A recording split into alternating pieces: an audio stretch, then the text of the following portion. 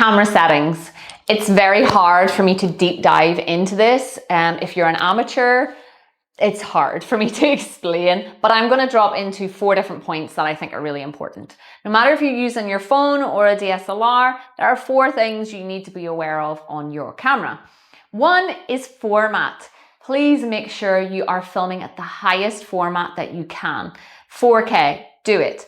4K, 8K, whatever K you have on your camera, put it. And there's also usually a bite rate, it'll tell you, depending on your camera, but we'll not dive into that. 3 other settings you need to think about are your ISO. That is the amount of light that is coming into the camera. I would always go for as bright as you can make it, but try not to be overexposed. Being overexposed looks terrible and you can't fix it in edit. So you're better to underexpose. So when you set your camera, set it a little bit darker than what you think. So then when you take it to edit, you can brighten it if you need to. You can't do it if you overexpose, you can't fix it. It's very hard. The 3rd point I would think about also is your aperture. So what I mean by that, aperture is pretty much how much blur is in the background. So you see behind me, everything looks really blurred, right? So you want to create blur. The more blur, we call it bokeh. The more bokeh you can make your shot, the more professional it will look. It will look high-end. It will create a much higher quality look.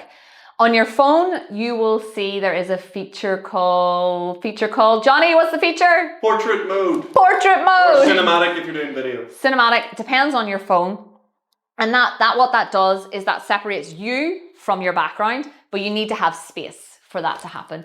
The more blurred, the better it looks. And the 4th feature is shutter speed. Shutter speed is important probably on the high-end cameras. It does relate to light and the amount of light coming in, and it does reflect depending on frame rate and things like that. I don't want to get really technical because it's really hard to explain. It depends on if it's sunny outside, if you're in a studio, but shutter speed is usually double the amount of frame you're at, if that makes sense. So if you're at 25 frames, your shutter should be minimum 50, but it depends on how much light is in the room. So you might want to put shutter speed up to 500. It really depends. And shutter speed in video is very different to shutter speed in photography. Shutter speed in photography is based on how much movement is going on in the shot and how accurate you want to get the shutter to close really, really fast to capture a shot. So very different things, 4 main points.